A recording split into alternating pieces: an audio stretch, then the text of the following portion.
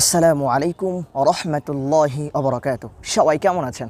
আশা করছি সবাই ভালো আছেন, আর আমিও আপনাদের দোয়ায় অনেক ভালো আছি। তো আজকে আমি আপনাদের মাঝে এমন একটি দোয়ার কথা বলবো, এমন একটি পাওয়ারফুল দোয়ার কথা বলবো। এই দোয়াটা যদি প্রত্যেক মোনাজাতের সময় যদি আপনি এই দোয়াটা পড়তে পারেন, আল্লাহ পাক রব্বুল আলামিন আপনার জিন্দেগির সমস্ত গুনাহ আল্লাহ মাফ করে দিবে।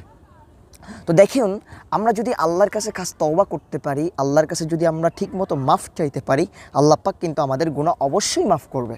কারণ আল্লাহ পাক রব্বুল আলামিন তো বলেই দিয়েছে, লা তাকনাতু মির রাহমাতিল্লাহ, ও আমার বান্দা, তুমি যদি জমিন থেকে আসমান পর্যন্ত গুনাহ দ্বারা ভরে ফেলো, তারপরও তুমি যদি আমার কাছে মাফ চাও, আমি আল্লাহ পাক রব্বুল আলামিন তোমার সমস্ত গুনাহ আমি আল্লাহ মাফ করে দিব। আল্লাহ পাক তো ঘোষণাই দিয়ে দিয়েছে, তাহলে আমাদের টেনশন কি?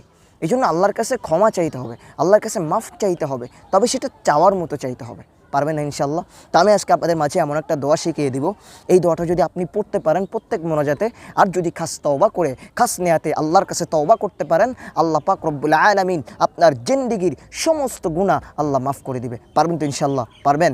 তো এই দোয়াটা বলার আগে আমি আপনাদের মাঝে ছোট্ট একটা শিক্ষামূলক ইসলামিক ঘটনা আমি আপনাদেরকে শোনাবো। এটা হচ্ছে মুসা আলাইহি ওয়াসসালাতু ওয়াসসালামের স্ত্রীর একটা ছোট্ট একটা ঘটনা। শুনবেন না ইনশাআল্লাহ? তো আল্লাহ পাক রব্বুল আলামিন আমাদের সবাইকে মনোযোগ সহকারে শোনার তৌফিক দান করুক। হযরত মুসা আলাইহি ওয়াসসালাতু ওয়াসসালামের স্ত্রীর নাম ছিল সাফুরা। কি ছিল? সাফুরা। তো সাফুরা ছিলেন হযরত শুআয়ব আলাইহি ওয়াসসালাতু ওয়াসসালামের বড় কন্যা। তিনি কিভাবে হযরত মুসা আলাইহি ওয়াসসালাতু ওয়াসসালামের স্ত্রী হলেন, তার একটি প্রেক্ষাপট ছিল। হযরত মুসা আলাইহি ওয়াসসালাতু ওয়াসসালাম মিশরে বসবাস করতেন। আমরা সবাই জানি যে হযরত মুসা আলাইহিস সালাম মিশরে বসবাস করতেন। মিশরে তখন ফেরাউনের রাজত্ব ছিল। একদিন ফেরাউনি গোত্রের এক লোক হযরত মুসা আলাইহি ওয়াসসালাতু ওয়াসসালামের গোত্রের এক ব্যক্তির ওপর অন্যায়ভাবে আক্রমণ করল। মুসা আলাইহি ওয়াসসালাতু ওয়াসসালামের গোত্রের লোকটা হযরত মুসা আলাইহি ওয়াসসালাতু ওয়াসসালামের কাছে সাহায্য চাইল। হযরত মুসা আলাইহি ওয়াসসালাতু ওয়াসসালাম তার সাহায্যে এগিয়ে আসলেন এবং ফেরাউনি গোত্রের লোকটাকে শাসনমূলক একটা থাপ্পড় দিলেন। ঘটনাক্রমে সেই থাপ্পড়ে লোকটা মারা গেল। এ খবর চারদিকে ছড়িয়ে পড়ল। ঠিক আছে, ফেরাউন আবু মুসাকে হত্যা করার সিদ্ধান্ত নিল। তখন হযরত মুসা আলাইহি ওয়াসসালাতু ওয়াসসালাম আত্মগোপন করে পালিয়ে মিশর থেকে বর্তমান সৌদি আরবের মাদিয়ান এলাকায় চলে গেলেন। হযরত মুসা আলাইহি ওয়াসসালাতু ওয়াসসালাম যখন মাদানের উপকণ্ঠে পৌঁছেন, তখন দেখেন অনেকগুলো রাখাল কূপ থেকে পানি তুলে নিজ নিজ ছাগল বকরিগুলোকে পান করাচ্ছেন। ঠিক আছে, তো ওইখানে যখন পৌঁছালেন, মুসা সাল্লাম দেখলেন যে অনেকগুলো রাখাল মিলে ওরা পানি উঠায় বকরিদেরকে পান করাচ্ছে। তিনি দেখলেন সেখানে দুজন মেয়ে পানি পান করানোর জন্য তাদের ছাগলগুলো কূপের দিকে নিয়ে এসেছে এবং তারা সকলের পেছনে অপেক্ষা করছে। হযরত মুসা আলাইহি ওয়াসসালাতু ওয়াসসালাম তাদেরকে জিজ্ঞেস করলেন, তোমরা মেয়ে মানুষ হওয়া সত্ত্বেও নিজেরা কেন ছাগল চড়াতে এসেছো? মানে মেয়ে মানুষ হওয়া সত্ত্বেও তোমরা কেন ছাগল চড়াতে আসলে? তারপর কি বলল আমরা একটু শুনে আসি।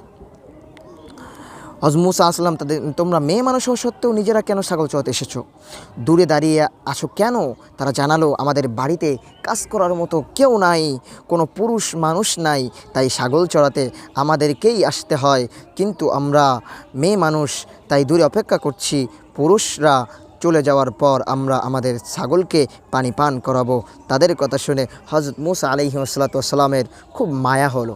তিনি সঙ্গে সঙ্গে ভিড় ঠেলে নিজ হাতে পানি তুলে তাদের ছাগলগুলোকে পান করিয়ে দিলেন। মেয়ে দুটি বাড়িতে গিয়ে তাদের শ্রদ্ধেয় পিতা বৈশিষ্ট্য নবী হযরত শুআয়ব আলাইহি ওয়াসসালাতু ওয়াসসালামের কাছে পুরো ঘটনাটি বর্ণনা করলো। ঠিক আছে, ঘটনা শুনে হযরত শুআয়ব আলাইহি ওয়াসসালাতু ওয়াসসালাম বড় মেয়েকে এই বলে পাঠালেন যে যাও, আবার সেখানে গিয়ে লোকটিকে ডেকে নিয়ে আসো। মেয়েটি সজ্জল কণ্ঠে হযরত মুসা আলাইহিস সালামকে জানালো যে আমার পিতা হযরত শুআয়ব আলাইহিস সালাম আপনাকে যাওয়ার জন্য বলেছেন। হজরত মুসা আলাইহিসসালাম সঙ্গে সঙ্গে রওনা হলেন এবং হজরত শোয়েব আলাইহিসসালামের সাথে সাক্ষাৎ করলেন। তখন শোয়েব আলাইহিসসালাম মুসা আলাইহিসসালামের ঘটনা শুনে তাকে সর্বপ্রকার সান্ত্বনা দিয়ে বললেন, আমার ইচ্ছা আমার একটি মেয়ে তোমার কাছে বিবাহ দিব, তুমি কি রাজি আছো? শর্ত হলো 8 বছর অথবা 10 বছর আমার ছাগল চড়াতে হবে। হজরত মুসা আলাইহিসসালাম শর্তে রাজি হয়ে গেলেন। এক সময় বড় মেয়ের সাথে বিবাহ হয়ে গেল। এই মেয়েরই নাম ছিল সাপুরা। বিবাহের পর হজরত মুসা আলাইহিসসালাম কিছুদিন সেখানে অবস্থান করতে লাগলেন। এরপর একদিন হজরত মুসা আলাইহিসসালাম পুনরায় মিশরে যাওয়ার উদ্দেশ্যে রওনা দিলেন। পথে প্রচণ্ড শীত পড়ল। তুর পাহাড়ের কাছে এলে শীতের প্রচণ্ডতার কারণে আগুনের প্রয়োজন হলো। আগুনের সন্ধানে তিনি এদিক সেদিক দৃষ্টি ফেরাতে লাগলেন। তুর পাহাড়ে আগুন দেখা গেল। তিনি আগুন আনতে গেলেন, গিয়ে দেখলেন সে তো আগুন নয়, সে তো আল্লাহর নূর। সুবহানাল্লাহ, সুবহানাল্লাহ। সে তো কার নূর? আল্লাহ পাকের নূর। এবং সেখানে আল্লাহ তাআলা হযরত মুসা আলাইহিসসালামের সাথে কথা বললেন এবং তাকে নবুয়ত দান করলেন। এই ঘটনা দ্বারা আমরা কি শিখতে পারলাম জানেন? একটা জিনিস আমরা শিখতে পেরেছি, সেটা হচ্ছে লক্ষ্য করার বিষয় হলো হযরত মুসা আলাইহিসসালামের স্ত্রী হয়েও সাপুরা ছিলেন নবীর মেয়ে হয়ে সত্ত্বেও কত কষ্ট করে ঘরের কাজ করতেন। আর আমাদের বর্তমান মা বোনেরা ঘরের কাজ মোটে করতে চায় না, অবহেলা করে, অলসতা করবেন না, সবসময় চেষ্টা করবেন নিজের কাজ নিজে করার জন্য। যাই হোক, আমি যে দোয়ার কথাটা আমি বলতেছিলাম, এই দোয়াটা যদি আপনি এরকমভাবে বিশ্বাস করে তাকওয়া নিয়ে ঈমান নিয়ে যদি আপনি করতে পারেন, আল্লাহ পাক রব্বুল আলামিন আপনার গুনাহ মাফ করে দিবে, আপনার তওবাকে কবুল করে নেবে। আল্লাহ পাক রব্বুল আলামিন আমাদের সবাইকে এর ওপর বেশি বেশি করে আমল করার তৌফিক দান করুক। সবাই বলেন আমিন। তো চলুন এই ছোট্ট একটা দোয়া আমরা শুনে আসি। এই দোয়াটা হচ্ছে রব্বানা আতমিম লানা নূরানা ওয়াগফির লানা ইন্নাকা আলা কুল্লি শাইইন কাদির। এটা হচ্ছে কোরআনী দোয়া। এই দোয়াটা প্রত্যেক মোনাজাতে আপনি পড়বেন, পারবেন তো ইনশাআল্লাহ? প্রত্যেক মোনাজাতে আপনি পড়বেন রব্বানা আতমিম লানা নূরানা ওয়াগফির লানা ইন্নাকা আলা কুল্লি শাইইন কাদির। আল্লাহ পাক রব্বুল আলামিন আমাদের সবাইকে বেশি বেশি করে এই দোয়ার ওপর আমল করার তৌফিক দান করুক। সবাই বলেন আমিন। তো আজকের ভিডিওটা এই পর্যন্ত। সবাই ভালো থাকবেন, সুস্থ থাকবেন। এখন আমি আপনাদের মাঝ থেকে বিদায় নিচ্ছি। আসসালামু আলাইকুম ওয়া রাহমাতুল্লাহি ওয়া বারাকাতুহু।